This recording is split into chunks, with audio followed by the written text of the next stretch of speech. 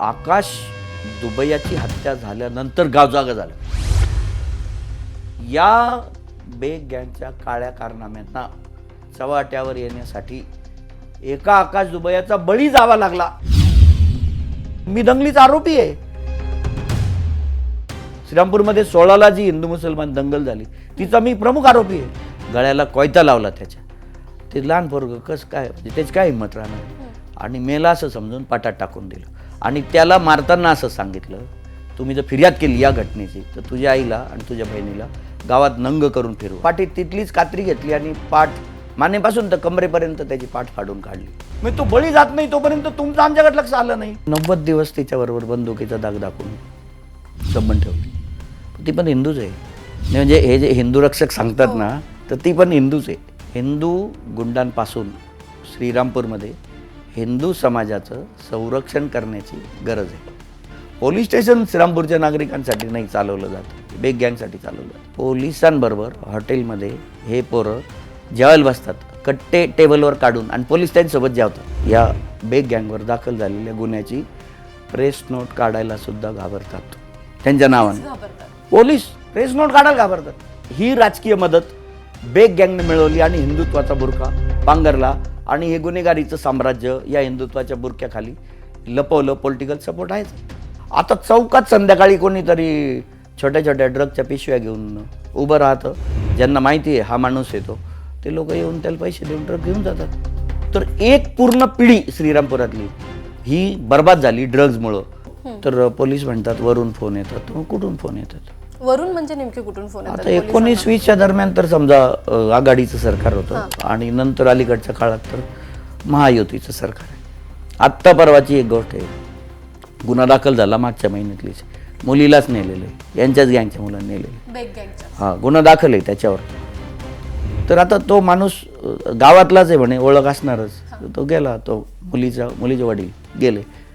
तर बोले माझी मुलगी नेली त्यांनी, तर ती आणून द्या ना. आणली पाहिजे ना. कुठं गेली, कुठं नाही, उसका मन भरणे दे ना. बोले पोलीस असं म्हणाला?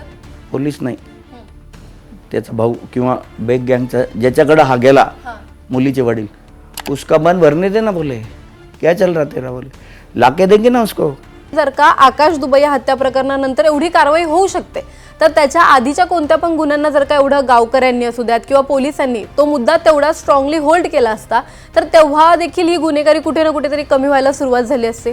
श्रीरामपूरमध्ये 11 जुलै रोजी आकाश दुबैया हत्या प्रकरण झालं. या हत्या प्रकरणानंतर श्रीरामपूरमध्ये श्रीरामपूरचा आका म्हणून एक नाव सातत्याने समोर येत होतं. ते नाव म्हणजे सागर बेग. सागर बेगचं नाव चन्या बेग असं देखील आहे. पण हा चन्या सागर बेग नक्की कसा झाला? चन्या ते सागर बेग हा प्रवास नेमका काय आहे? सागर बेग, चन्या हे सगळं ठीक आहे, पण त्याचं आणखी एक नाव आहे श्रीरामपूरमध्ये, ते म्हणजे हिंदू रक्षक. हे हिंदू रक्षक नाव त्याला कसं पडलं?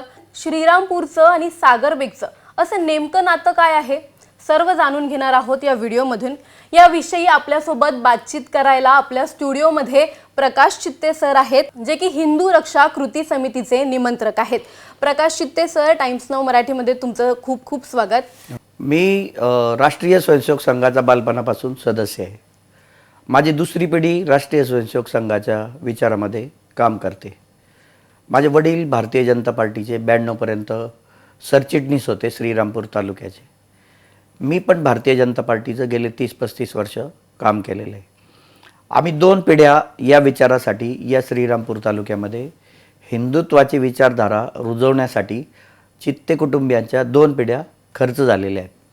आणि जेव्हापासून आम्हाला कळायला लागलं, साधारण आम्ही राजकारणात आलो आणि गावातल्या समाजकारणात भाग घ्यायला लागलो, तर साधारण 2000 पासून तर आत्तापर्यंत हिंदू समाजावर जेवढी म्हणून संकट आली, या साऱ्या संकटांमध्ये मुस्लिम गुंडांच्या विरोधात माझ्याबरोबरच्या सर्वपक्षीय हिंदुत्वादी सहकाऱ्यांनी फार मोठ्या प्रमाणावर योगदान दिलेलं आहे. अशा पद्धतीने आम्ही आत्तापर्यंतची वाटचाल या श्रीरामपूर शहरातल्या सर्वपक्षीय हिंदुत्वादी लोकांना बरोबर घेऊन आम्ही केली. आणि म्हणून मग आम्ही एक व्यासपीठ स्थापन केलेलं आहे. या व्यासपीठाला 30 वर्ष झाली. हिंदू रक्षा कृती समिती, तिचा मी निमंत्रक आहे.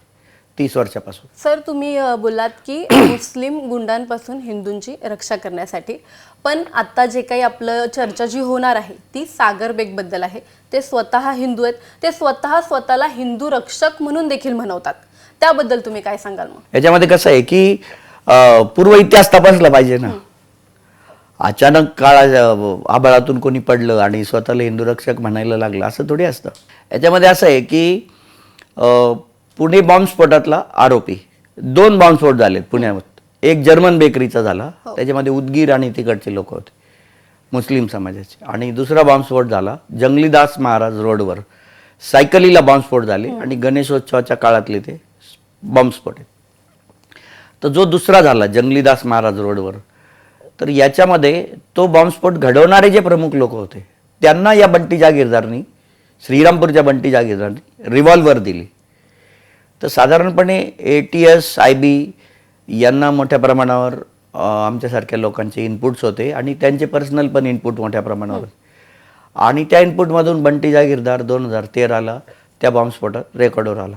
त्यापूर्वी नगरचं जे आर्म कोर सेंटर आहे, मिलिटरीचं एक मोठं भूदळाचं केंद्र आहे नगरला, रणगाड्यांचं. तर त्या केंद्राची काही गुपितं देताना मनमाड रेल्वे स्टेशनवर आरिफ लखानी आणि बंटी जागीरदार, ही 2000 साधारण 8-9ची घटना असेल. बंटी जागीरदार हे 2 जणांना त्यावेळेला ATSनी पकडलं त्यावेळेला.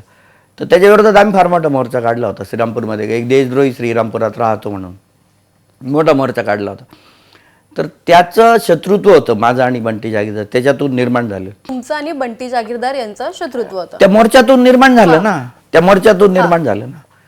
तर मग त्यांनी माझ्या घरी मारायला मला लोक पाठवले. तर दाराच्या दोन्ही बाजूनी पण लोक उभे राहिले बाजूला आणि एक साईडला खिडकी होती घराच्या बाजूला. तर त्या खिडकीतून मी त्यांच्याशी बोलत होतो. दार उघडलं तर दोन्ही बाजूनी लगेच चॉपरनी मला मारायचं. रात्री 1:30-2 वाजता ते लोक बंटी जागीरदारनी पाठवले. तर मग सकाळी मला कळालं की असे लोक रात्री जे आले होते ते मारायला आले होते. मग पोलिसांनी सांगितलं, तपास झाला. त्याच्यात बंटी जागीरदारनी सुपारी देऊन लोक पाठवले मुस्लिम समाजाचे. त्याला अटक झाली त्याच्यात. आता त्याला अटक झाल्यानंतर त्याच वेळेला बेल्डापूरमध्ये डॉक्टर आहेत संदीप कवडे आणि त्यांचे विरोधी एक कवडे डॉक्टरच आहेत. तर एकाचा धंदा जास्त चालायचा म्हणून संदीप कवडेंनी या चन्या बेगला सुपारी दिली की तू त्या डॉक्टरला फायर कर. चन्या बेग म्हणजे सागर बेगला सुपारी दिली आणि सुपारी दिल्यानंतर मग त्याच्यावर फायर झाला. तर खूप महिने या फायरचा तपासच झाला नाही.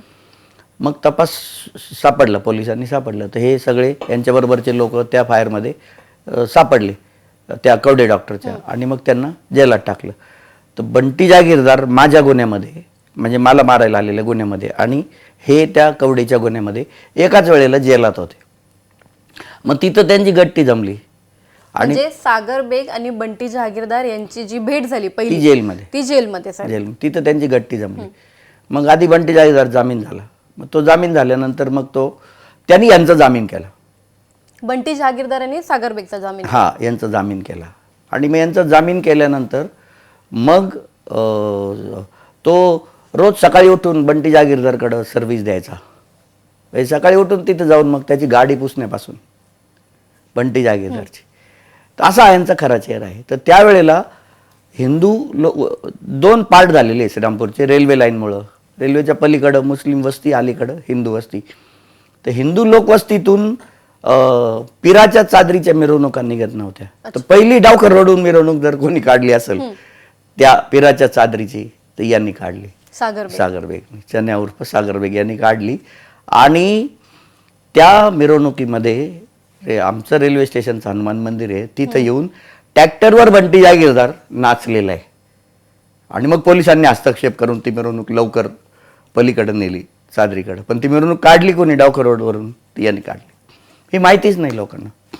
सागर बेग जेव्हा बंटी जागीरदारला भेटले जेलमध्ये, जेव्हा पहिल्यांदा भेटले, पण सागर बेग यांची संदीप कवडे ही पहिली केस नाहीये किंवा पहिली वेळ नाहीये त्यांच्या ह्याच्यात जेलमध्ये जाण्याची. याआधी सागर बेगची गुन्हेगारी पार्श्वभूमी नेमकी काय? नाही, मोठी गुन्हेगारी पार्श्वभूमी आहे ना. मग इथे श्रीरामपूरमध्ये एक शंकर नेटके म्हणून चेन स्नॅचिंग ही जी कल्पना जन्माला आली, उदयाला आली भारतात, मी तर भारतात म्हणाल, तर हिचं उदय श्रीरामपूरमधलं आहे. शंकर नेटके नावाचा एक गुन्हेगार आहे. त्या गुन्हेगारांनी मोटरसायकलवरून जाताना महिलेच्या गळ्यातलं मंगळसूत्र ओढायचं. तर ही थीम त्याची आहे शंकर नेटकेची. तर त्यांनी ह्यांना ते शिकवलं, ह्या बेगच्या भावंडांना किंवा ह्या टोळीला ते शिकवलं. आणि मग महाराष्ट्रात यांनी मोठ्या प्रमाणावर चेन स्नॅचिंगचे गुन्हे केले. तर मोठ्या प्रमाणावर चेन स्नॅचिंगच्या गुन्ह्यांमध्ये हे सगळे लोक आरोपी आहेत. महाराष्ट्रात 36 गुन्हे यांच्यावर महाराष्ट्रामध्ये दाखल आहे. आता 2016 मध्ये एक मोठी घटना घडली. सुनील रमेश सोनवणे, गायकवाड वस्तीवरचा हिंदू मुलगा, फ्री स्टाईल पिक्चरमध्ये जसं मारामारी होते, गाडीने उडून दिलं, मग तो खाली पडला, मग रिवर्स गाडी आणली, त्याच्या अंगावर घातली, मग तिथे पोलीस पोहोचले, पोलिसांनी त्याला उचलून हॉस्पिटलमध्ये नेलं. हॉस्पिटलमध्ये तिथं आतमध्ये नेलेलं असताना त्याच्या पाठीत तिथलीच कात्री घेतली आणि पाठ मानेपासून तर कमरेपर्यंत त्याची पाठ फाडून काढली हॉस्पिटलमध्ये जाऊन. आणि मग तो गेला, एक्सपायर झाला. त्याचा मोका यांच्यावर दाखल आहे. नेमकं काय झालं होतं? ही सुनील सोनावणे जी केस आहे ही नेमकी 2015-2016 दरम्यानची केस. तर मग त्या केसमध्ये मग सुनील सोनावणे यांना का, म्हणजे त्यांची का हत्या केली? काहीच कारण नाही. रस्त्यावर त्यांचे आणि तिथे वायकर म्हणून आहेत तिथे त्यांचे वाद झाले काहीतरी. तर वाद झाले तर हा रस्त्याने चालला होता, ह्यांचा त्याचा काही संबंधच नाही. अच्छा. काहीच नाही. स्टाईल करायची, गावात दहशत माजवायची बस. पण तो सुनील सोनवणे हिंदू आहे ना, हिंदू आहे का नाही? हो. त्याला मारलं ना. आता पुढं काय झालं? फिर्यादींना मोठ्या प्रमाणावर व्यवहार केला जातो, साक्षीदार फोडले जातात, मग ते निर्दोष सुटतात. पण तो 16च्या मोकामध्ये ते अलीकडच्या म्हणजे 20-21च्या काळात ते निर्दोष सुटले. जेव्हा ही केस घडली त्यावेळेस तुम्ही बोललात की पोलिसांनी त्यांना हॉस्पिटलमध्ये दाखल केलं, सुनील सोनावणे यांना, आणि हॉस्पिटलमध्येच सागर बेगच्या म्हणजे बेग गँग जी आहे त्यांनी पोलिसांसमोरच त्यांना मारलं. नाही, गायकवाड वस्तीवर पण जे भांडण झालं, गायकवाड वस्तीवर जी मारामारी झाली ही पोलिसांच्या उपस्थितीतच झाली. पोलीस प्रिव्हेंट करत होते फक्त. थोडंफार आहे बा आम्ही. आणि कोणत्या प्रकारे मारलं गेलं सुनील सोनावणे यांना? त्याला उडवलं गाडीनी. साधा पादचारी होता तो, त्याला उडवलं गाडीनी, तो खाली पडला, परत रिवर्स गाडी घातली त्याच्या अंगावरून. साधा पादचारी होता, साधा, त्याचा काही संबंध नव्हता त्या भांडणाशी. आणि मग ही पहिली केस त्यांच्यावरती मोक्काची लागली ती बेग गँगवरती. अशा याच्यानंतर मग काय आलं की मोठ्या प्रमाणावर या सगळ्या केसेससाठी पैशाची गरज होती. म्हणजे आमचं ॲनालिसिस असं आहे. तर त्यांनी इकडे खांदेश्वर पोलीस स्टेशन आहे, इकडे तळोजा जेल आहे त्या परिसरात एक खांदेश्वर, त्या हद्दीमध्ये तो गुन्हा दाखल आहे. तर 8 कोटी रुपयाचं सिगरेटचं एक कंटेनर लुटलं. 8 कोटी रुपये बेग गँगने. हा, हे सगळे इन्व्हॉल्व, ते आरोपी आहे डायरेक्ट, हे सगळे त्याच्यात आरोपी आहेत. त्यांनी ते कंटेनर लुटलं. आता ते कंटेनर असं म्हणतात, त्यावेळेला लोकसत्ताला बातमी छापून आली होती की देशाचे गृहमंत्री अमित भाई शाह यांच्या संबंधातलं कोणीतरी मोठा व्यापारी होता गुजरातचा. मग त्यांनी त्यावेळेला महाराष्ट्रात फोन केला आणि मग या गुन्ह्याचा खऱ्या अर्थाने तपास लागला आणि मग त्याच्यामध्ये हे सगळे लोक अटक झाले. तर तो मोका आहे, तो दुसरा मोका आहे. श्रीरामपूरचा एक मोका आहे, हे दुसरा. आणि एक शिर्डी परिसरात एक गुन्हा घडला होता, तो एक मोका आहे. 3 मोका होते यांच्यावर. बेग गँगचा आपण सातत्याने उल्लेख करतो या सर्व प्रकरणात. तर या बेग गँगमध्ये कोण कोण सामील आहे सर? ते 3 भाऊ आहेत. सोन्या बेग आहे, टिप्या बेग आहे. सोन्या बेग म्हणजे सागर बेग. चन्या उर्फ सागर बेग, सोन्या उर्फ जयप्रकाश बेग, टिप्या उर्फ आकाश बेग. त्याच्यानंतर गोरख जेदे त्यांचा मावस भाऊ आहे, अंकुश जेदे त्यांचा मावस भाऊ आहे. हे सगळे गुन्हेगारीत आहे. आकाश दुबैया हत्या प्रकरणात आकाशच्या वडिलांनी बेग गँग आणि जेदे गँग ह्या 2 गँग्सचा उल्लेख केला होता. तर मग या 2च गँग तिथे श्रीरामपूरमध्ये सक्रिय आहेत की ह्याच्या व्यतिरिक्त देखील आणखीन टोळ्या आहेत? नाही, गुन्हेगारी आहे बरं का श्रीरामपूरमध्ये. परंतु गेल्या 3 वर्षापासून श्रीरामपूर शहर फार त्रस्त आहे. यांची मोडस ऑपरेंडी काय आहे? यांची मोडस ऑपरेंडी अशी आहे की लहान मुलं, अल्पवयीन मुलं, कॉलेजची, महाविद्यालयीन, यांना अलीकडं गुन्हेगारीचं फार मोठं आकर्षण निर्माण झालेलं आहे. मग ह्यांना मोटरसायकल वापरायला द्यायच्या, 4 व्हीलर्स वापरायला द्यायच्या. पैशाची मुबलकता आहे, त्यामुळे काही पैसे पण त्या मुलांना मिळत असतील. मग मोठ्या प्रमाणावर ही मुलं वापरायची. त्यानंतर मोठ्या प्रमाणावर सगळी मुलं नशेच्या अधीन गेलेली आहेत. श्रीरामपूर शहर MIDC मध्ये एक ड्रग्जचा कारखाना सापडला, ड्रग्जचा. आणि साधारणपणे तिथं काही आणि श्रीरामपूरच्या पाटात 10 कोटीचं ड्रग्ज सापडलं आणि तिथं 5-7 कोटीचं सापडलं. मग ड्रग्जचा कारखाना कोणी लावला? 2च लोक अटक झालेले, काही तपास नाही. मालक कोणी लावला? पैसे कोणी लावले? श्रीरामपूर ठिकाण का निवडलं? 10 कोटीचं ड्रग्ज कोणाचं? म्हणजे श्रीरामपुरात लोक दारू बिरू पित असतील व गांजा असेल इथपर्यंतच होतं श्रीरामपूर नशेचा विषय. परंतु ड्रग्जवर आलं ना, आता चौकात संध्याकाळी कोणीतरी छोट्या छोट्या ड्रगच्या पिशव्या घेऊन उभं राहतं. ज्यांना माहिती आहे हा माणूस येतो, ते लोक येऊन त्याला पैसे देऊन ड्रग घेऊन जातात मुलं. तर एक पूर्ण पिढी श्रीरामपुरातली ही बर्बाद झाली ड्रग्जमुळं. टीनेजर्स पिढी ही पूर्णपणे श्रीरामपुरात बर्बाद झाली या ड्रग्जमुळं. आणि कोण चालवतं हे सगळं श्रीरामपूरमधलं नेटवर्क? आणि तो ड्रगचा जो कारखाना आहे, 2च लोक अटक झाली. कोण चालवतं ही पूर्ण पिढी? बरं, ही जी पिढी आहे ही मुस्लिम समाजाची नाही, ही हिंदू समाजाची पिढी आहे.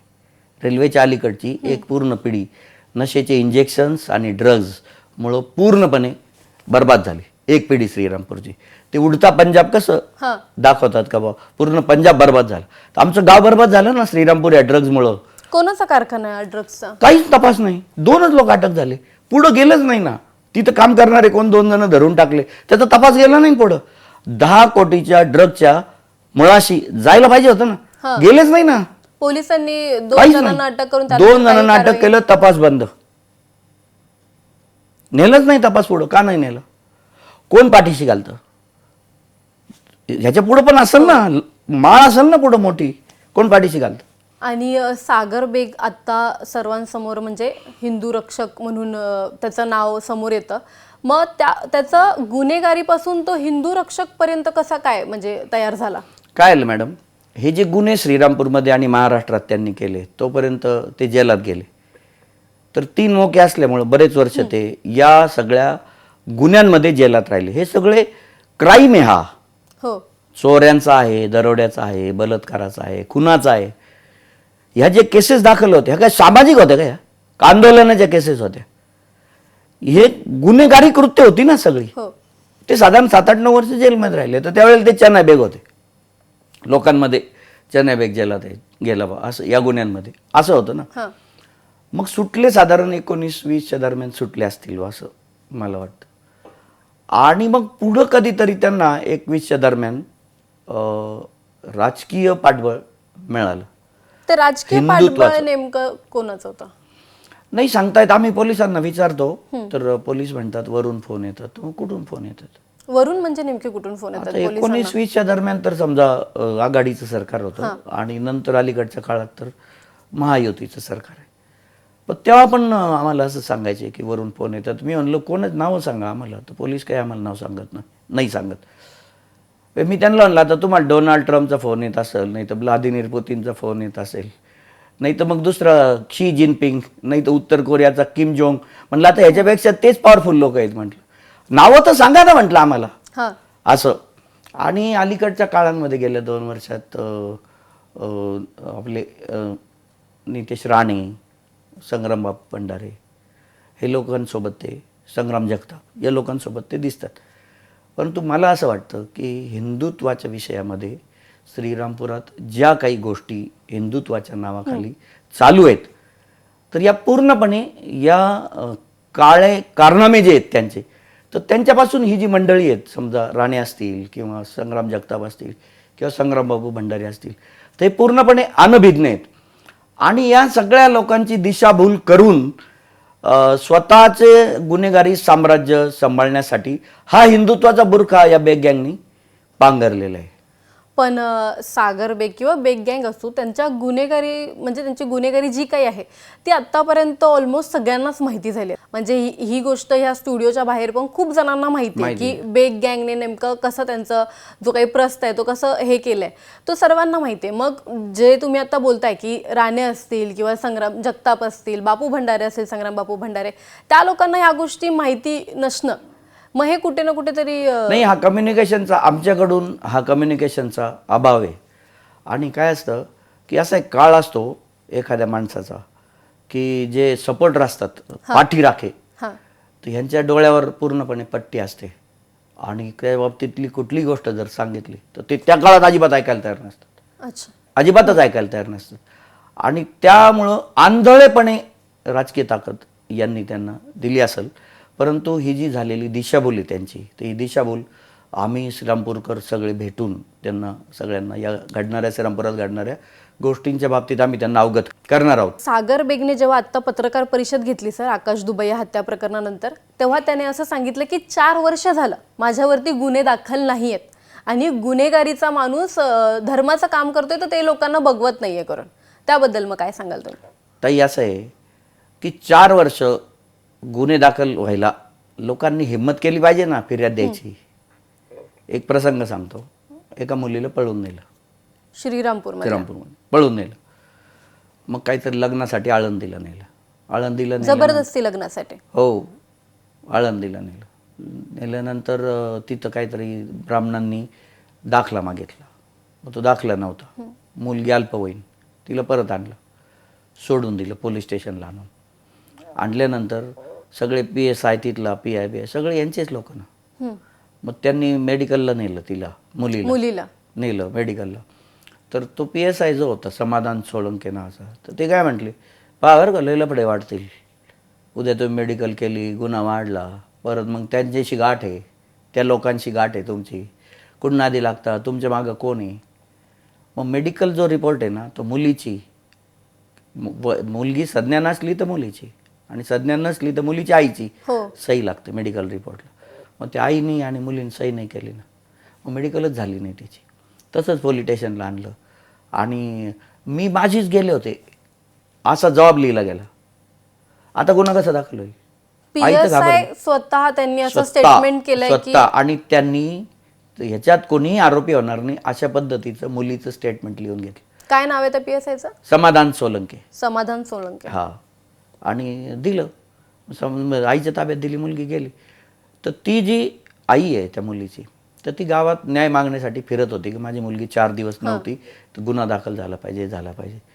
तर ती आई न्याय मागण्यासाठी गावातल्या पुढाऱ्यांकडे जाते म्हणून त्या मुलीचा जो भाऊ आहे त्या भावाला जुन्या तहसीलजवळ 5-25 जणांनी उचलून पटकलं, पूर्ण कपडे काढले. 16-17 वर्षाच्या पोराची अंगकाठी कशी असेल, किती लुकडा पोरगा, त्याला उचलून खूप बेदम झोडून काढलं, बंदूक लावली, गळ्याला कोयता लावला त्याच्या. ते लहान पोरगं कसं काय, म्हणजे त्याची काय हिंमत राहणार आहे. आणि मेला असं समजून पाटात टाकून दिलं. आणि त्याला मारताना असं सांगितलं, तुम्ही जर फिर्याद केली या घटनेची तर तुझ्या आईला आणि तुझ्या बहिणीला गावात नंग करून फिरवू. काय फिर्याद करणार आहे? आणि परत असं म्हटले, तुझी बहीण 18 वर्षाची होऊ दे म्हणे, घरून तिला घेऊन जाऊ आम्ही उचलून, कोण आमचं काही वाकडं नाही करू शकत.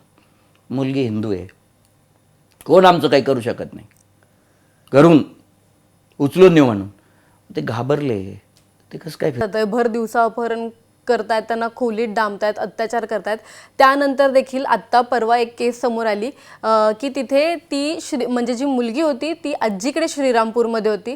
तिनेच देखील सोन्या बेग आणि सागर बेग या दोघांनी मला बंदूक लावून धमकी देऊन 40 दिवस माझ्यावरती अत्याचार केलाय. आता फिर्याद केली आहे तिने. तर त्यांचा एक गुंड आहे त्या पूनम हॉटेलच्या मागच्या बाजूच्या परिसरामध्ये घडलेली घटना आहे ही. बाबा साळवे त्यांचा गुंड आहे, तो त्या परिसरातला गुंड आहे. राष्ट्रीय श्रीराम संघाचा तो कार्यकर्ता आहे. तो सुरुवातीला तिच्याकडे गेला, तिला बंदुकीचा धाक दाखवला. ती आजीकडे राहत होती. मग त्यांनी 90 दिवस तिच्याबरोबर बंदुकीचा धाक दाखवून संबंध ठेवले. ती पण हिंदूच आहे. म्हणजे हे जे हिंदू रक्षक सांगतात ना, तर ती पण हिंदूच आहे, ती मुलगी जी आहे ती. मग कुठे ना कुठेतरी ह्या सर्व गुन्ह्यांच्या मागची ऑपरेंडी काय, म्हणजे मोडस ऑपरेंडी असते. हे स्वतः हिंदू आहेत, यांच्या हिंदुत्वाचा दुसऱ्या हिंदूंनाच त्रास होतोय. हिंदू गुंडांपासून श्रीरामपूरमध्ये हिंदू समाजाचं संरक्षण करण्याची गरज आहे. आणि मोडस ऑपरेंडीमध्ये ते लहान मुलं, 16 वर्षाच्या आतले मुलं वापरतात, फायरिंग करतात. हे पोरं गावभर 8 दिवसाला एखादा तरी फायरिंग. पोलिसांबरोबर हॉटेलमध्ये हे पोरं जेवायला बसतात, कट्टे टेबलवर काढून, आणि पोलीस त्यांच्यासोबत जेवतात. इतकी परिस्थिती श्रीरामपूरची गंभीर आहे. आणि पोलीस स्टेशन नाहीच आहे श्रीरामपूरमध्ये, फिर्यादीच दाखल होत नाहीत. आणि गेले 4 वर्ष झाले की ही फिर्यादीच दाखल होत नाही. फिर्यादी कुठं दाखल होतात? लोक जाऊन SP ला भेटतात किंवा लोक जाऊन श्रीरामपूरच्या बाहेर जातात, राऊरी पोलीस स्टेशनला जातात, आम्हाला फिर्याद करायची. मग तिथले पोलीस म्हणतात तुम्ही कुठले श्रीरामपूरचे, मग तुम्ही 20-22 किलोमीटर लांब का बरं आले? मग कोणतरी SP संपर्क करतं, मग ते राऊरी पोलीस स्टेशनला सांगितलं जातं, मग राऊरी पोलीस स्टेशनमध्ये फिर्याद होते. आता ही जी बाबा साळवेच्या विरोधातली जी फिर्याद नोंदवली गेली, 90 दिवस संबंध ठेवलं तिच्यावर, ती कुठं नोंदवली गेली? श्रीरामपुरात नाही. आत्ता सुद्धा बरं का, आकाश दुबेची हत्या झाल्यानंतर सुद्धा आज अशी परिस्थिती आहे, आज सुद्धा की श्रीरामपूरच्या लोकांना श्रीरामपूर शहर पोलीस स्टेशन सिक्युअर्ड वाटत नाही. ते फिर्यादीला दुसऱ्या तालुक्यात जातात, नगर जिल्ह्यातल्या. आज सुद्धा ही परिस्थिती आहे. आणि फिर्यादी आज पण पोहोचला पोलीस स्टेशनला तरी कळतं आज सुद्धा सगळे पोलीस सगळे त्यांच्यासाठीच काम करतात. मग या पोलिसांवरती कधी का कारवाई झाली? व्हायला पाहिजे ना. आता कसं आहे, नवीन 2 महिने झाले मुमुक्का सुदर्शन म्हणून SP आलेले आहेत आणि त्यांनी एकदम आक्रमकपणे या सगळ्या विषयाचा मोडून काढण्याची त्यांनी तयारी चालवलेली आहे. त्यांनी मनोमन ठाणलेलं आहे की हे मोडून काढायचं सगळं. श्रीरामपूरमधलं हे जे नेक्सस आहे गुन्हेगारांचं, हे मोडून काढायचं. म्हणजे यांचंच नाही, सगळ्या गुन्हेगार टोळ्या मोडून काढायच्या हे त्यांनी ठरवलेलं आहे. काय पण त्याला काळ जाणार आहे ना, मोडून काढायचं आहे त्यांना, त्याला तयारी. आणि आत्ता जी काही कारवाई पोलीस करतायत, समजा 2 गुन्हे दाखल झाले, एक आकाश दुबयाचा, दुसरा हा शिर्डीतून दाखल झाला, दुसरा शिर्डीतून 2च गुन्हे दाखल झाले. असे मी तुम्हाला सांगितलं, त्या मुलीच्या भावाला उचलून नेलं, मुलीला उचलून नेलं, असे कितीतरी गुन्हे आहेत ना जे दाखल व्हायला पाहिजेत. 50-50-100 गुन्हे तर असतील ना, असे जास्त दाखल व्हायला पाहिजेत ना. ते दाखल दहशतच एवढी आहे, कोण दाखल करेल? दाखल झाले पाहिजेत. यासाठी SP श्रीरामपूरच्या नागरिकांमध्ये विश्वास निर्माण करतायत. आणि गुन्हे दाखल होणं ही श्रीरामपूर शहर पोलीस स्टेशनवर विश्वास निर्माण झाल्यानंतरची पुढची पायरी आहे. त्यांनी एक श्रीरामपूरमध्ये जनता दरबार घेतला. SPनी 400 कंप्लेंट्स आल्या. जत्रा होती श्रीरामपूर पोलीस स्टेशनला, जत्रा फिर्यादी द्यायला. बेग गँग विरोधात नाही, जनरल, म्हणजे त्यांच्या विरोधात काही असतील आणि काही जनरल, पण जनरल सुद्धा फिर्यादी श्रीरामपुरात नोंदवून घेतले जातात. 400-500 लोक होते फिर्यादीसाठी, 400-500 एवढी जत्रा होती. हे साचलेलं आहे ना सगळं 3-4 वर्षातलं. कामच करत नाही पोलीस, पूर्ण त्यांच्यासाठीच काम, बेग गँगसाठी काम करतात ना. पोलीस स्टेशन श्रीरामपूरच्या नागरिकांसाठी नाही चालवलं जात, बेग गँगसाठी चालवलं जातं. श्रीरामपूरमध्ये आकाश दुबे या हत्येनंतर 4 दिवस कडकडीत बंद पाळण्यात आलं होतं. त्यावेळी नेमकी काय परिस्थिती होती? लोक आम्हाला सांगत होते की तुम्ही अजून बंद ठेवा, पण ह्या गुन्हेगारीचा, ह्या बेग गँगचा तुम्ही समूळ उच्चाटन करा, नायनाट करा, समूळ उच्चाटन करा, असं लोक आम्हाला सांगत होते. आणि या प्रकरणादरम्यान आकाशचे जे वडील आहेत शेखर दुबे यांची आणि सागर बेग यांची एक ऑडिओ क्लिप देखील व्हायरल झाली होती. त्याच्यामध्ये ते बोलत होते की इथे पोरं घुसलेत, मारतायत वगैरे. ते नेमकं काय? मग त्याचं असं होतं की श्रीरामपूरमध्ये पूर्णपणे प्रचंड गाव तालुका गुन्हेगारीच्या दहशतीखाली आहे. साधा धक्का लागला तर 25 पोरं येतात मोटरसायकलवर, टीनेजर्स, आणि मारून निघून जातात. आणि मारहाण अशी का जीव जाईल असं, मारहाण अशी. रस्त्याने धक्का लागला तरी तो निष्पाप माणूस आहे ना, तो प्रचंड दहशत आहे. जी काही घटना घडते ती सगळी बेग गँगशी संबंधितच असते. आमची रामनवमी फेल गेली, म्हणजे ग्रामदैवताची जत्रा, तर ग्रामदैवताच्या जत्रेत 3-4 माणसं कापायच्या घटना घडल्या. 3-4 माणसं कापायच्या म्हणजे 307 चॉपरनी मारलं, अशा 3-4 घटना घडल्या. त्याच्यानंतर सुद्धा पुढच्या महिन्यामध्ये तत्ते मैदानावर एकाल चॉपर मारलं, योगेश हॉटेलजवळ एकाल चॉपर मारलं. तर या घटना साधारणपणे ॲव्हरेज 4 आठवडे समजा महिन्यामध्ये 4-5 आठवडे, तर प्रत्येक आठवड्याला 1-2 घटना सातत्याने. मार्च-एप्रिलमध्ये रामनवमी झाली तर आजपर्यंत तो प्रचंड टेन्स आहे श्रीरामपूर शहर आणि ग्रामीण. आणि कुठेही फायर होतो श्रीरामपूर शहरात, आणि पोलिसांना सांगितलं तर नाही म्हणतात, सांगितलं नाही म्हणतात. तर या पार्श्वभूमीवर ती मुलं हॉटेलमध्ये घुसली किंवा तिथं जेवायसाठी त्यांनी सांगितलं आम्हाला जेवायला पाहिजे 4 वाजता, तर किचन बंद होतं. तर ते म्हणले नाही, जेवायला नाही देऊ शकत, आम्हाला जेवायला नाही, आम्ही मालक आहे गावचे. ही फिलिंग काय आहे त्यांची? तो रिॲक्ट का बरं झाला? तो काय म्हणत होता? तो रिॲक्ट का बरं झाला? आम्हाला जेवायला नाही या गावात 4 वाजता, आम्ही मालक आहे गावचे, ही त्याची फिलिंग होती. आणि मग त्या रागातून त्यांनी मारलं.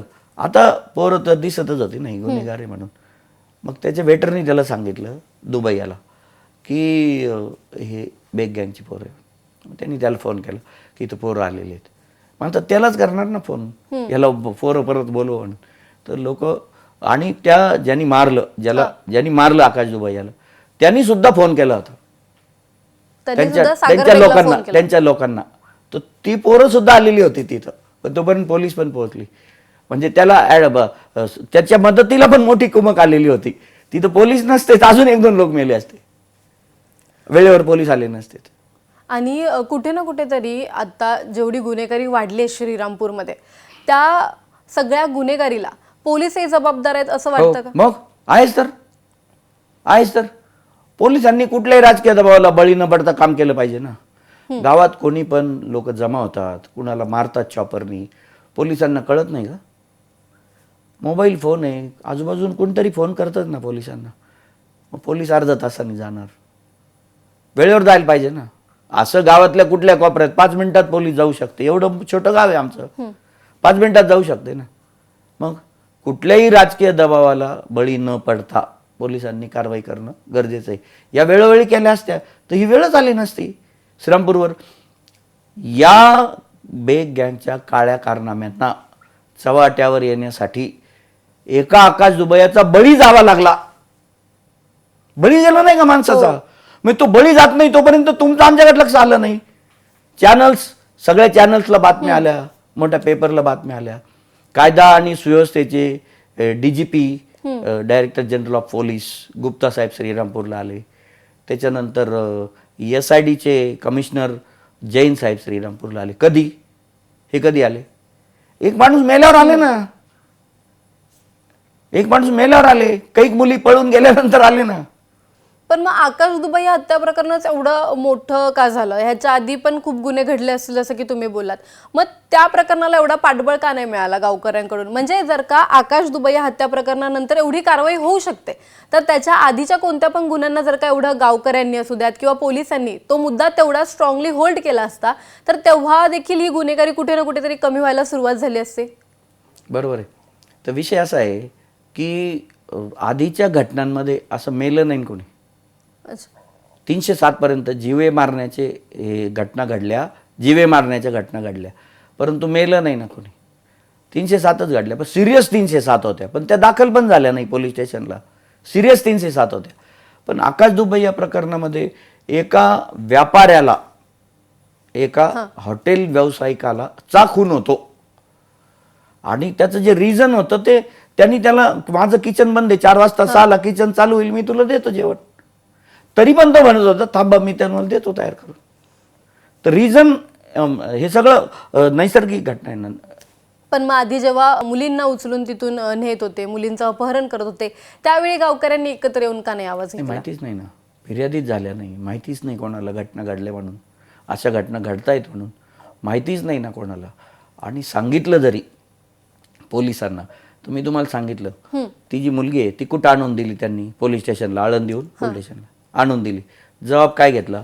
पोलिसांनी जबाब घेतला ना. मी माझीच गेले होते. फिर्याद कधी दाखल झाली? तिची आई 4 ठिकाणी गेली, ॲडिशनलला भेट, SP ला भेट, SP सांगितलं, मग फिर्याद नोंदवा, मग खरी स्टोरी नोंदवली गेली. पण खऱ्या स्टोरीमध्ये बेग गँगचे जे कोणी होते ते लोक वगळले ना. त्यांचे कॉल रेकॉर्ड्स आले, त्या कॉल रेकॉर्ड्समध्ये जे डायरेक्ट बेग होते ते वगळले ना. आणि नंतर या मुलाला मारलं, त्याला काय सांगितलं? तुझ्या आईला बहिणीला नंग करून गावात फिरू म्हणून. आत्ता परवाची एक गोष्ट आहे, गुन्हा दाखल झाला मागच्या महिन्यातलीच, मुलीलाच नेलेले, यांच्याच गँगच्या मुलांनी नेलेले, बेग गँगच्याच. गुन्हा दाखल आहे त्याच्यावर. तर आता तो माणूस गावातलाच आहे म्हणे, ओळख असणारच. तो गेला, तो मुलीचे वडील गेले, तर बोले माझी मुलगी नेली त्यांनी, तर ती आणून द्या ना. बोले आणली पाहिजे ना, कुठं गेली, कुठं नाही, उसका मन भरणे दे ना. बोले पोलीस असं म्हणालात? पोलीस नाही, त्याचा भाऊ किंवा बेग गँगचा ज्याच्याकडे हा गेला, मुलीचे वडील, उसका मन भरने दे ना. बोले क्या चल रहा तेरा? बोले लाके देंगे ना उसको. 4 दिवसांनी त्या मुलीला आणलं. म्हणजे हे लोक मुलींना उचलून नेतात, त्यांच्यावरती लैंगिक हिंदू मुलगी. मग अशा वेळी गाव एकत्र येऊन का नाही आवाज उठवत? गावाला माहितीच नाही असे गुन्हे दाखल होतात म्हणून, कळतच नाही. पोलीस पेपरला बातम्या सुद्धा देत नाही. गुन्हा दाखल झाला तर बातमी द्यायला पाहिजे ना, तर बातम्या सुद्धा देत नाही. आज श्रीरामपूरची स्थिती मी तुम्हाला सांगतो, खोटं वाटेल तुम्हाला, विश्वास बसणार नाही. श्रीरामपूरचे पोलीस अधिकारी या बेग गँगवर दाखल झालेल्या गुन्ह्याची प्रेस नोट काढायला सुद्धा घाबरतात. त्यांच्या पोलीस नावाने घाबरतात. पोलीस प्रेस नोट काढायला घाबरतात. प्रेस नोट काढायला घाबरतात. ॲडिशनल SP ला स्वतः पहल करावी लागते आणि स्वतःच्या नावाने प्रेस नोट काढावी लागते. त्याच्या खालच्या जेवढ्या रँक्स आहेत कोणी प्रेस नोट काढत नाही. प्रेस नोट नाही काढत तर काय वाटतं सर, मग कुठे ना कुठेतरी बेग गँगला हे बळ येतंय कुठून? मग पॉलिटिकल बघा असं आहे, गावात रस्त्यावर चांबार जरी बसला हा, तरी तो राजकीय आशीर्वादाने आहे किंवा राजकीय नेतृत्वाच्या दुर्लक्षामुळे तो बसतो. जब बसलेला आहे, धंदा करतो, त्याचा प्रपंच आहे, तर दुर्लक्ष केलं नाही, त्याला बसू दे, अधिकाऱ्याला सांगणार नगरपालिकेत बसू द्या बरं का त्याला. एक तर मदत आहे, नाही तर दुर्लक्ष आहे. असंच आहे ना, मदत आहेच ना. मी तुम्हाला सांगितलं ना की दिशाभूल करून ही राजकीय मदत बेग गँगने मिळवली आणि हिंदुत्वाचा बुरखा पांघरला आणि हे गुन्हेगारीचं साम्राज्य या हिंदुत्वाच्या बुरख्याखाली लपवलं. पॉलिटिकल सपोर्ट आहेच आहे हिंदुत्वाचं. मी तुम्हाला सांगितलं ना, आम्ही आता भेटणार आहे ना त्या सगळ्या लोकांना. मग इकडचे म्हणजे जे श्रीरामपूरचे स्थानिक नेते असतील, आमदार असतील, खासदार असतील, त्यांची काय भूमिका या सर्वावर? आता काय आलं, आकाश दुबैयाची हत्या झाल्यानंतर गाव जागा झालं आणि सगळ्याला असं वाटायला लागलं, कारण श्रीरामपूरवर इतका मोठा परिणाम झालेला आहे की ग्रामीण भागातले लोक संध्याकाळी श्रीरामपुरात येत नाही. संध्याकाळी येत नाही श्रीरामपुरात. त्याच्यानंतर मार्केट कमिटी जी आहे ती आमच्या गावाची बाहेर आहे, गावाच्या बाहेर आहे मार्केट कमिटी.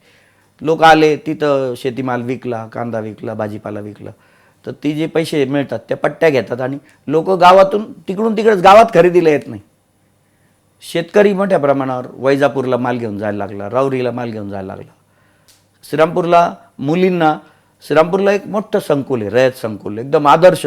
आणि श्रीरामपूरमध्ये जसं काय वेस्टर्न कंट्रीमध्ये ज्या पद्धतीने शैक्षणिक सुविधा मिळतात, जिम्स, कॉम्प्युटरच्या लॅब्स, आपलातून रयत संकुल इतकं मोठं आहे.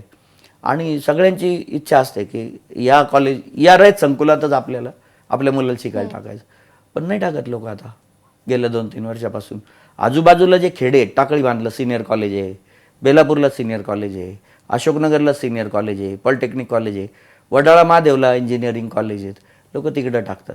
श्रीरामपूरमध्ये ग्रामीण भागातून मुली आणि मुलंसुद्धा लोक टाकत नाहीत, आता बाहेर टाकायला लागले. श्रीरामपूर शहरातले व्यापारी मोठ्या प्रमाणावर पलायन करायला लागले. आपला धंदा, समजा 2 मुलं आहे त्याला, तर एक जण सध्या धंदा पाहतो, मग त्याला दुसरीकडं दुसऱ्या गावात, पुणा, नगर, मुंबई, महाराष्ट्रातल्या किंवा दुसऱ्या राज्यामध्ये गाळा घेऊन देऊन दुकान चालू करायचं. ते सेट झाल्यावर मग फॅमिली शिफ्ट करायची. तर अशा पद्धतीने व्यापारी, उद्योगपती मोठ्या प्रमाणावर इनसिक्युअर्ड आहे आणि सगळे पळायच्या मागे आहेत. तर श्रीरामपूरच्या व्यापार उद्यमावर मोठा परिणाम झाला ना. मग आता शेवटी आकाश दुबैची हत्या झाल्यानंतर तर असं आहे ना की मनावर घ्यावं लागेल ना. आता बोलणार कोण? या दहशतीच्या विरोधात गुन्हे दाखल होत नाही, पोलीस कारवाई करत नाही, मग सगळं नकारात्मक भावना निर्माण झाली होती ना. पण मग शेवटी सगळ्यांना एकत्र येऊन ठरवावं लागलं ना का आता बस हे फार झालं म्हणून. आणि म्हणून मग सगळ्या पक्षाचे लोक एकत्र आले, आमदार आले, खासदार तर आमच्या श्रीरामपुरात नाही आहे, खासदार शिर्डीला असतात. तर बाकी सगळ्या पक्षाचे जे कोणी असतील सगळे लोक एकत्र आले आणि मग 4 दिवस गाव बंद राहिलं. तर लोकांची भावना अशी होती त्यावेळेला, अजून काही दिवस बंद ठेवा पण तुम्ही ह्या विषयाचा पूर्णपणे तडा लावा, अशी लोकांची भावना होती. आणि हे बेग गँग असतील, जेदे गँग असेल, ह्या सगळ्या म्हणजे लोकांना मॅनेज करायला एवढा पैसा कुठून येतो त्यांच्याकडे? खूप मोठ्या प्रमाणावर खूप व्यवसाय आहेत, मोठे मोठे. वाळूचा धंदा आहे आता अवैधरित्या. अवैध. आता घोगरगावला 2025 मागचंच वर्ष साधारण फेब्रुवारी मार्चमध्ये वाळू उचलायला सुरुवात केली, तर मे पर्यंत लिलाव नाही, काही नाही. काहीतरी 15-16 हजार मोठी 10 चाकाची ट्रक आणि 7,000 6 चाकाची ट्रक. आणि किती महिने? मार्च, एप्रिल, मे किंवा मार्च, एप्रिल, मे 3 महिने. रोज 200 गाड्या. किती पैसे झाले? आणि पोलीस पण गेले नाही आणि महसूल पण गेलं नाही तिथे. आणि गावातल्या सरपंचांनी त्यांनी गावात उपोषण केलं, तर तहसीलदार भेटायला आले. तर त्या ग्रामसभा भरली उपोषण चालू गावातल्या सामाजिक कार्यकर्त्यांचं, त्याच्यावर हल्ला. आणि ज्या लोकांनी लीड केलं ते आंदोलन उपोषण, त्यांच्या घरी जाऊन रात्री काड्या वाजवायच्या आणि नदीमध्ये बंदुका घेऊन बसले. 3 महिने राजरोस. पेपरला नाव पण टाकून येत नाही हे कोण करतं म्हणून. फक्त मोठ्या प्रमाणावर वाळू उपसा चालू आहे, असं असं झालं, गावकऱ्यांना मारलं, अशा बातम्या येतात. बातम्या सुद्धा अशाच येतात. मग कुठे ना कुठे याच्यावरती नेत्यांपासून खाली पोलिसांपर्यंत सगळेच एकत्र आहेत असं वाटतंय का? नाही, राजकीय पाठबळ तर आहेच ना. मी तुम्हाला जे सांगितलं ना की दिशाभूल करून आम्ही हिंदुत्वाचं काम करतोय, ही वरच्या लोकांची दिशाभूल आहे ना. आता सांगितलंच पाहिजे ना त्यांना. म्हणजे आमच्याकडून मिसकम्युनिकेशन झालं किंवा या जे कोणी सपोर्ट करत असतील त्या सगळ्या लोकांना, तर त्यांच्या डोळ्यावर पांघरूनच आहे ना की नाही नाही फार हिंदुत्वाचं काम जोरात चाललंय श्रीरामपुरात म्हणून. मग याआधी पण मोठी मुसलमानांची आक्रमणं, मुस्लिम गुंडांचं श्रीरामपूरच्या हिंदू समाजावर आक्रमण झालंय, हल्ले झालेले आहेत आणि त्याला उत्तर पण दिलेलं आहे ना. समर्थपणे उत्तर दिलेलं आहे त्याला. बंटी जागीरदार हा असेल, याला जेलात घातला, हा पुणे बॉम्बस्फोटामध्ये. आम्ही आर पाटलाला भेटलो आणि 60 पानाचं ब्रीफ दिलं बंटी जागीरदारचं, 60 पानाचं. आणि ATS आणि IBला बंटी जागीरदारकडं अशा वेगवेगळ्या प्रकारचे महाराष्ट्रातून लोक येऊ राहिले.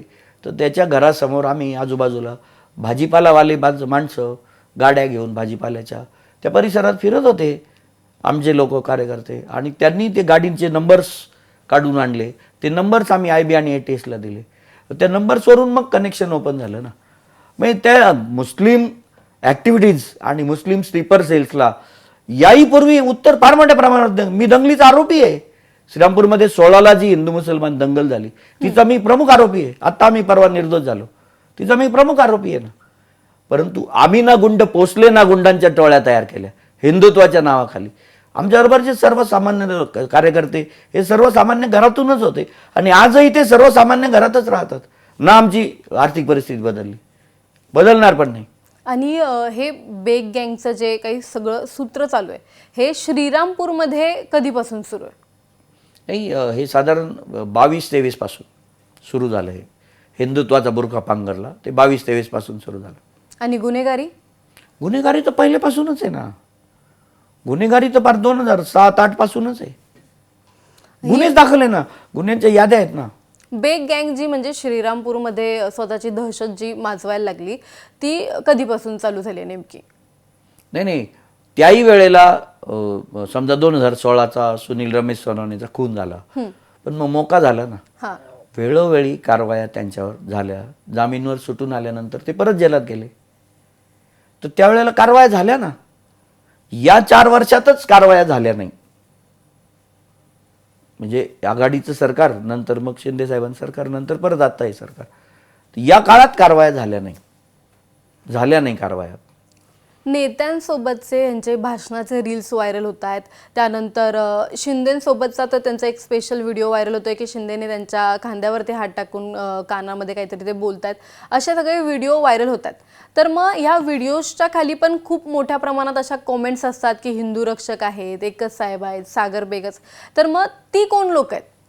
नाही, आता कसं आहे, ही टीनेजर्स लोक आहेत सगळी. आणि आता तर श्रीरामपूर तालुक्याला कळालं, आलं का लक्षात. ह्या ज्या काही घटना घडत होत्या या सगळ्या घटना जनतेसमोर आल्याच नाही. पण आकाश दुबे याच्या ही जी हत्या झाली, निर्घृण हत्या झाली, तर या हत्येच्या प्रसंगानंतर एवढा प्रक्षोभ बाहेर आला श्रीरामपूर शहर आणि तालुक्यातला. तर तालुक्यात आणि शहरामध्ये ज्यांच्या डोळ्यावर पट्टी होती, जे अंधपणे या सगळ्या गोष्टी फॉलो करत होते, तर ते लोक आता त्यांना या सगळ्या गोष्टी कळाल्या. हे जे आत्ता पण जे बाकीचे जे फॉलोअर्स आहेत हे श्रीरामपूर तालुक्याच्या बाहेरचे आहेत, नगर जिल्ह्यातले आहेत किंवा मग काही इतर जिल्ह्यांमध्ये पण जाऊन भाषणं होतात ना, तर तिकडचे लोक आहेत ते खाली लिहिणारे. श्रीरामपूर शहरात आणि तालुक्यातल्या मोठ्या प्रमाणावर ह्या ज्या सत्य घटना, ह्या ज्या गोष्टी आहेत या आता उघड झाल्या ना. आकाश दुबे 4 वर्ष कोणी बोललंच नाही ना. बोलणं म्हणजे जीव जाणं आहे. बोलणं म्हणजे त्याचा जीवच जाणार ना. कोण बोलल?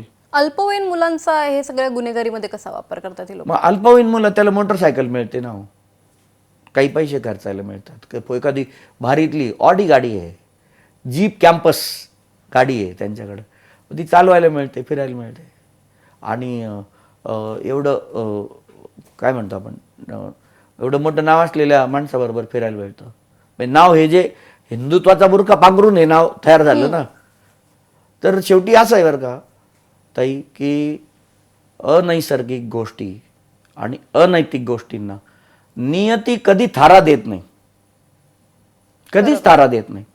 आणि मग शेवटी नियतीला असं वाटलं ना हे काय चाललंय श्रीरामपुरात, आणि असं घडल्यामुळंच प्रकाशित ते आज या व्यासपीठावर आहे. नाही तर मग ह्याच्या आधी मला का नाही बुद्धी झाली. तर ही सुद्धा हा नियतीच्या कालचक्राचाच परिणाम आहे ना हा. तुम्ही आता म्हणजे तुम्ही जसं सांगितलं की गावामध्ये कोणी कधी कंप्लेंट देखील करायला मागत नाहीये कोणीच, मग तुम्ही तुमच्यात हे धाडस कुठून येते की तुम्ही एवढ्या मोठ्या व्यासपीठावर असू द्यात किंवा माध्यमांसमोर असू द्यात, सोशल मीडियावरती तुम्ही उघडपणे त्यांचं नाव घेताय, त्यांची गुन्हेगारी समोर लोकांच्या आणताय? नाही, आता आम्ही ज्या वेळेला, आता माझी दुसरी तिसरी पिढी आहे या, म्हणजे आजोबा सुद्धा, मी सुद्धा, माझे वडील सुद्धा संघरचनेमध्ये, आम्ही संघशिस्तीमध्ये आजपर्यंत काम करीत आलो आणि इथून पुढे पण उरलेलं आयुष्य आम्ही करणार आहे. पण त्या संस्कारात असं सांगितलेलं आहे नाही का, अन्यायाच्या विरोधात तुम्ही उभं राहिलं पाहिजे न घाबरता, हे ईश्वरी कार्य आहे असं माझं मानणं आहे. स्वतःचं माझं मानणं आहे. लाखो लोकांच्या लोकसंख्येला एखादा माणूस त्यांच्या जीवाशी खेळतो. लाखो लोकांच्या जीवाशी खेळायचा कार्यक्रम चालू आहे ना श्रीरामपूरमध्ये. मग आता इथं तुम्ही प्रिव्हेंट केलंच पाहिजे ना. आपण स्वतः जीवाची पर्वा केली तर काय, त्याला अर्थच नाही त्याला. मग तुम्ही कसले अन्यायाच्या विरोधात आवाज उठवा, हे कसलं छत्रपती शिवाजी महाराजांनी सांगितलेलं आहे ना, किंवा शिवाजी महाराजांनी पण मोगली आक्रमणाच्या विरोधात मोठं धाडसच केलं ना त्यावेळेला. मग छत्रपती शिवाजी महाराज आमचे आदर्श आहेत. महाराणा प्रतापांनी 1000 वर्ष धर्मयुद्ध लढलं मोगलांच्या विरोधामध्ये, महाराणा प्रताप आमचा आदर्श आहे. डॉक्टर हेडगेवार आमचे आदर्श आहेत. गोलवलकर गुरुजी आमचे आदर्श आहेत. बाळासाहेब देवरस आमचे आदर्श आहेत. अशोकजी सिंगल आमचे आदर्श आहेत. त्यांनी जे सांगलं त्याच रस्त्यावर आम्ही चाललेलो आहे.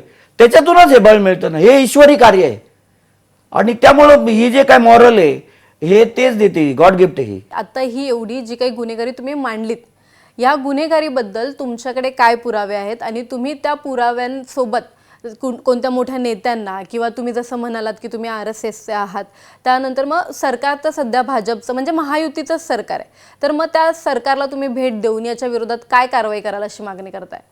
नाही, आम्ही भेटणार ना सगळ्यांना. चालू आहेत भेटीगाठी त्या स्तरावर, सर्व पातळ्यांवर. आणि ही मोठी प्रोसेस आहे, मोठी प्रोसेस आहे. ही काय एक दिवसात संपणारी प्रक्रिया नाही. पण मग त्या सगळ्या पातळ्यांवर प्रयत्न करावे लागतील, अवगत करावं लागेल, दिशाभूल झालेली दूर करावी लागेल. त्यांच्या डोळ्यावर जे पट्ट्या आलेले आहेत काय, ते सगळं आपल्याला काढावं लागेल ना. त्यासाठी प्रयत्न करावे लागतील, त्याशिवाय श्रीरामपूर साफ होत नाही. कारवाईची मागणी तुम्ही फक्त त्या स्थानिक गुंडांवरती, बेग गँगवरती, त्यांच्यावरतीच करणार आहात, की ज्या पोलिसांनी या गोष्टींना वाव दिला, ज्या पोलिसांनी त्या ग्रामस्थांना मदत नाही केली, त्यांच्या विरोधात पण? त्या 2022 पासून तर आतापर्यंत. आता नवीन पोलीस आले श्रीरामपूरला, विशाल खैरे म्हणून. त्यांना काही या विषयातलं संदर्भ नाही त्यांचा. पण त्याआधी जे कोणी PSI होते तर त्यांच्या कार्यकाळात चौकशी झाली पाहिजे ना. 169 दिले मोठ्या प्रमाणावर. आरोपपत्रातून नावच काढून टाकली. फिर्यादीत नाव आहे, आरोपपत्रात नावच नाही. अशा अनेक घटना घडल्या ना. अनेक चार्जशीट असे आहेत की फिर्यादीत नाव आहे आणि आरोपपत्रात नाव नाही. म्हणजे कोर्टात खटला चालायची गोष्ट दूरच, पोलिसांनीच त्यांचं नाव काढून टाकलं. अशा अनेक चार्जशीट. या कार्यकाळाची चौकशी होऊन त्या सगळ्या अधिकाऱ्यांवर कारवाई झाली पाहिजे, त्यांना सोडता कामा नाही. धन्यवाद, तुम्ही इथे आलात, आमच्याशी बातचीत केलीत. खूप धाडस लागतं एखाद्या बड्या नेत्याचा, सत्तेत असलेल्या कोणाशी ज्यांच्याशी संबंध असेल त्यांचं नाव असं माध्यमांसमोर घेण्याचं. धन्यवाद, तुम्ही एवढं धाडस दाखवलं आणि तुम्ही नक्कीच प्रयत्न करा या गोष्टींसाठी. धन्यवाद. थँक्यू.